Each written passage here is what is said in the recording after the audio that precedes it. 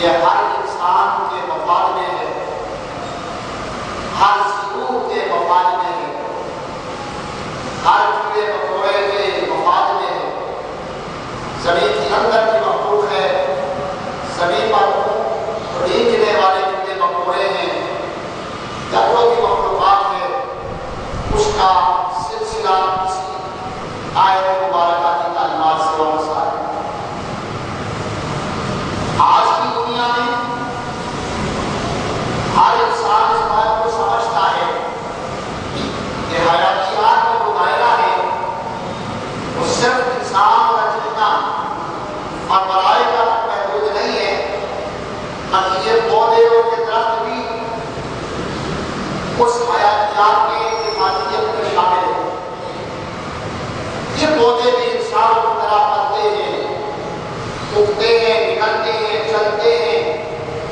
زندگی گزارتے ہیں، زندہ رہتے ہیں، اگر ان کو پانی ملتا رہے تو ان کی نشو و نما بڑی پیاری ہوگی۔ اگر پانی روک دیا جائے، ہوائیں اسے روک دی جائیں تو یہ پودے بھی مرجھا جاتے ہیں اور ان کی موت واقع ہو جاتی ہے۔ خود اللہ تعالیٰ نے قرآن میں یہ بتایا ہے کہ زمین بھی زندہ رہتی ہے اور زمین بھی مر جاتی ہے، اس کی زندگی اور موت کی ہوا اور پانی سے وابستہ ہے۔ یہ سارے معاملات اللہ تعالیٰ نے اپنی حکمت کاملہ سے اپنی مقدس کتاب قرآن کے اندر بیان کیے، اور ان معاملات کا لحاظ رکھنا انسانیت کے لیے شعور اور عقل کی سب سے بڑی دلیل ہے۔ ارشاد ربانی ہوا، یا ایھا الناس اعبدوا ربکم الذی خلقکم والذین من قبلکم لعلکم تتقون۔ اے لوگوں، عبادت کرو اس معبود حقیقی کی جس نے تمہیں پیدا کیا ہے، تم سے پہلے والوں کو پیدا کیا ہے، تاکہ تم متقی بن جاؤ۔ متقی کا معنی گناہوں سے بچنے والا، جرائم سے بچنے والا، ہدایت کی راہ پر گامزن دینے والا، ایسا شخص اللہ تعالیٰ کی بارگاہ میں محبوب کہلاتا ہے، پسندیدہ فرد جس سے اللہ تعالیٰ محبت کرے، اور جب اللہ اپنے بندوں سے محبت کرتا ہے تو اپنی رحمتوں کا نزول بھی انہیں پر کرتا ہے۔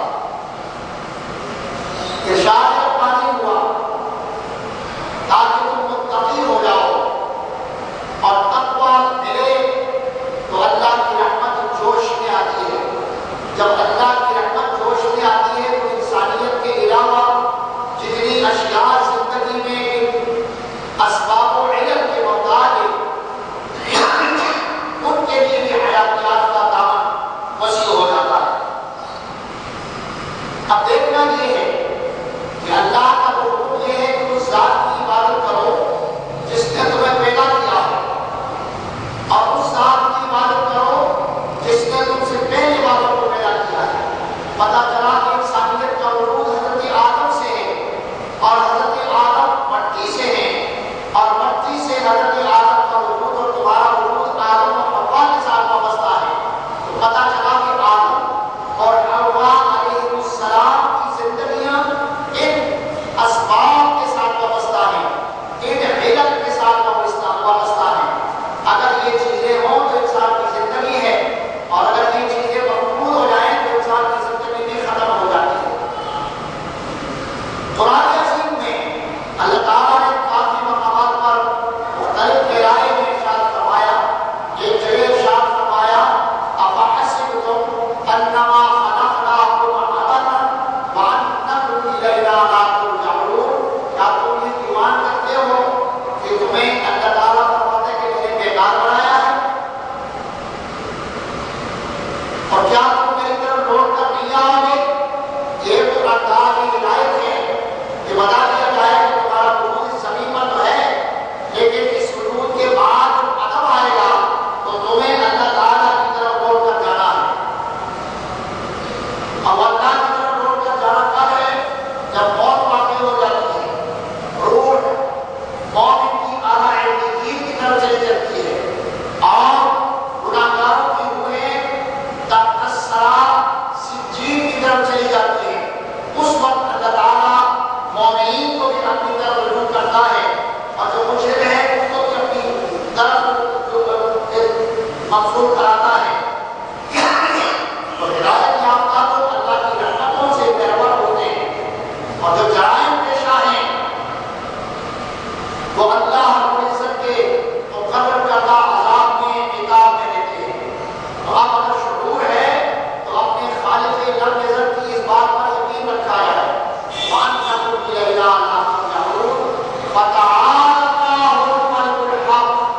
بلند والا ہے وہ ذات جو مالک ہے اور سچا ہے، اس کے قول اور فعل میں سچائی ہی سچائی ہے، کہیں اس میں گھیر پھیر نہیں ہے۔ وہ جو کلام فرماتا ہے وہ گہرائی سے وابستہ ہے، اور اس گہرائی کے پیش نظر اس کے لیے آگے ہدایت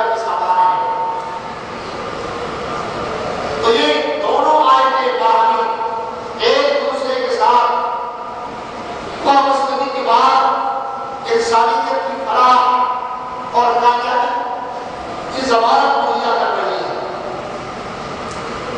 اب انسان اگر کسی پر شفقت، رحمت، محبت کرتا ہے تو اللہ تعالیٰ کی رحمت اس کے شامل حال ہوتی ہے۔ اس لیے بھی اگر انسان پر شفقت اور رحمت کرے گا تو اللہ تعالیٰ جو پیدا کرنے والی ذات ہے وہ بھی اس بندے پر رحمت، شفقت اور رحمت کرے گا۔ اس لیے کلام ربانی سے انسانیت کی فلاح کا یہ بڑا زبردست قسم کا راستہ دکھایا گیا ہے، اور انسانیت کو اس سلسلے میں اپنوں خلط سے کام لے کر اپنی فلاح کا راستہ اختیار کرنا چاہیے۔ یہ قرآن مجید فرقان حمید میں بتایا گیا ہے کہ اگر تم زمین والوں پر رحمت کرو گے تو بلند بالا ذات جو خالق نظر ہے وہ تمہارے اوپر رحمت کرے گا، اس کی رحمت کے آپ مستحق بن جاؤ گے۔ اسی طرح قرآن مجید فرقان حمید میں اللہ تبارک و تعالیٰ نے توجہ میں یہ بھی ارشاد فرمایا کہ اے مسلموں، تم اگر یہ سوچتے ہو کہ تم ان صحراؤں سے بھاگتے ہوئے کہیں کناروں پر پہنچ جاؤ گے اور کہیں پہاڑوں پر چڑھ جاؤ گے اور تمہیں نجات مل جائے گی، فَانْفُذُوا لَا تَنْفُذُونَ إِلَّا بِسُلْطَانٍ، تم نہیں بھاگ نکل سکتے، جہاں بھاگ نکلو گے وہیں اللہ تعالیٰ کی حکمرانی ہے، وہیں تمہاری گرفت کو کر لے گا، تو کہیں بھاگنے کی راہ نہیں ملے گی۔ یہ بھی آیت مبارکہ بڑی عظیم ہے، ہدایت کا سامان ہے، اس میں بھی انسانیت کو فلاح کی راستہ دکھایا گیا ہے۔ اب جب